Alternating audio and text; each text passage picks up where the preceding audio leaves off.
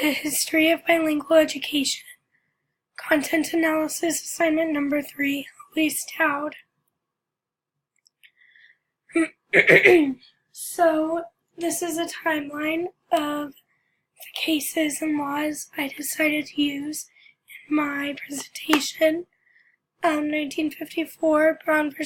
Board of Education, the Civil Rights Act of 1964, 1965, Elementary and Secondary Education Act, the Bilingual Education Act of 1968, 1970, Office of Civil Rights Memorandum, 1973, Lau v. Nichols court case,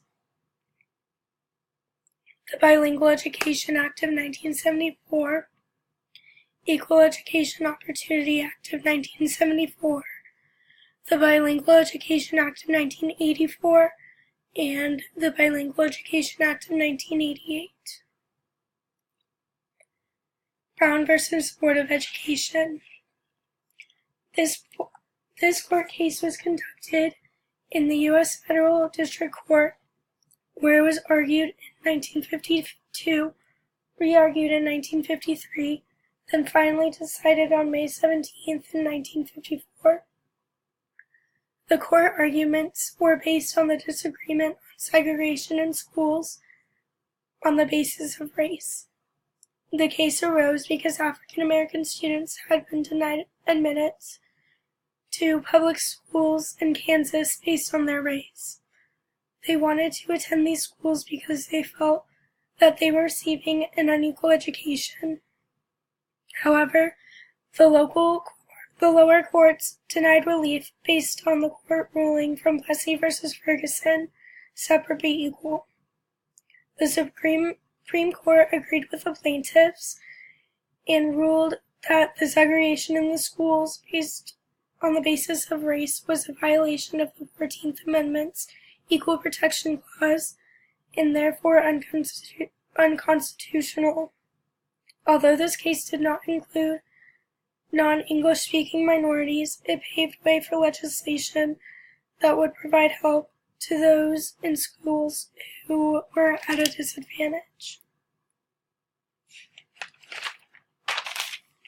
The Civil Rights Act of 1964. The Civil Rights Act of 1964 played a crucial role in the creation of our bilingual education policies today. It banned segregation in schools and discrimination in public places based on race, gender, ethnicity, and religion. Before this act was passed, schools were segregated on the notion of separate but equal. However, this was not the case. These schools did not get as much funding and resources as the white schools got, making for unequal opportunities for students of color. After segregation was banned, all students were able to receive an equal education, creating equal opportunities. Elementary and Secondary Education Act of 1965. The Elementary and Secondary Education Act of 1965, also known as the ESEA, was passed by President Lyndon B. Johnson in 1965. This act addressed the needs of children from low-income families and was passed to create equal opportunities for disadvantaged students, such as students with disabilities, students learning English as a second language, and students from low-income families. It also addressed goals for students learning English as a second language. All limited English proficient students would obtain proficiency in English and achieve high academic standards.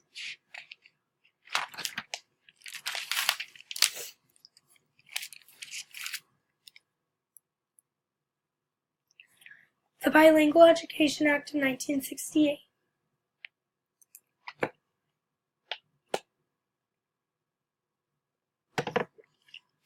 The Bilingual Education Act of 1968 was passed as an amendment to the Elementary and Secondary Education Act and is also known as Title VII of the ESEA. This act offered programs designed to allow Spanish-speaking students to learn English as a second language.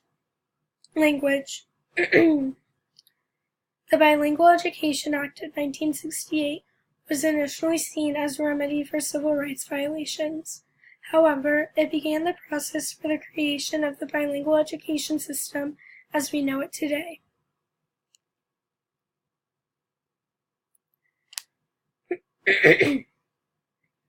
Office of Civil Rights Memorandum, 1970. This memorandum was sent by J. Stanley Pottinger, who was the director of the Federal Office for Civil Rights, on May 25, 1970, to school districts with more than 5% national origin minority group children, informing those schools of their obligations and duties to those children under the Civil Rights Act. Pottinger demanded that schools offer some kind of supplemental English programs for limited English proficient students, and stated the district must take affirmative steps to rectify the language deficiency in order to open its instructional program to these students. Pottinger also prohibited the placement of LEPs in special education settings.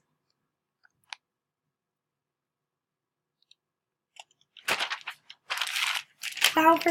Nichols Court Case, 1973.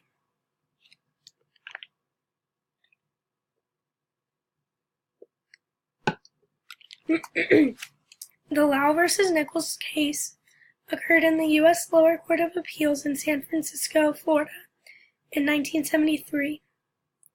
Lau was a student of Chinese descent who did not speak English. Him and other non-English speaking students brought their case against the San Francisco Unified School District. They argued that the school district's failure to provide them with help in English proficiency hindered their ability to be successful in school. They also argued that this was a violation of the 14th Amendment and the Civil Rights Act of 1964. Lau lost in the lower court, but the Supreme Court unanimously agreed that the school district's failure to provide help to these students was a violation of the 14th Amendment and the Civil Rights Act, because it robbed those students of an opportunity to receive an equal education.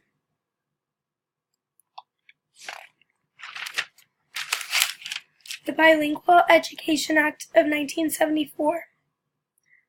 The Bilingual Education Act of 1974 was passed because the regulations stated in the Bilingual Education Act of 1968 were not very specific, and schools' participation was not mandatory. This act provided amendments to the Act of 1968. It also clearly defined a bilingual education program, stated program goals, which were to effectively and quickly prepare students to participate in regular classrooms. It mandated the establishment of regional support centers, which consisted of consultants and trainers who would help and support schools, and it set out capacity building efforts where the federal government would offer funding to schools to expand curricula, staff, and research for bilingual programs. The Bilingual Education Act also included the Lau v. Nichols ruling and added the Equal Education Opportunity Act of 1974. The Equal Education Opportunity Act of 1974. The Equal Opportunity Education Opportunity Act of 1974 specifically stated that language barriers in schools were to be overcome by instructional programs. This act effectively extended the Lau v. Nichols ruling to all schools and school districts, not just those who received funding for supplemental and bilingual education programs. It also stated that schools must have supplemental English programs in place for students with limited English speaking ability, whether they received funding or not. The Bilingual Education Act of 1984.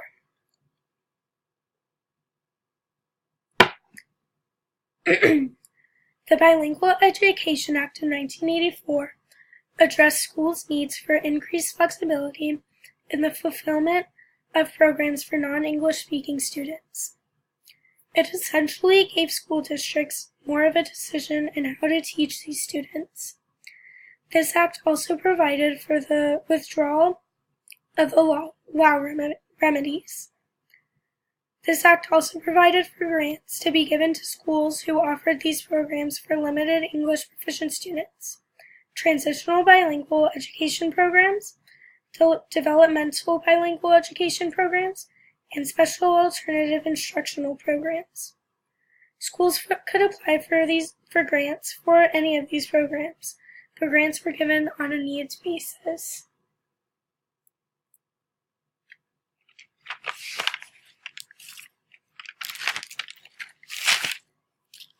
The Bilingual Education Act of 1988. The Bilingual Education Act of 1988 includes the changes made in the Act of 1984 and the changes made from the previous acts. This is the current Bilingual Education Act in place today.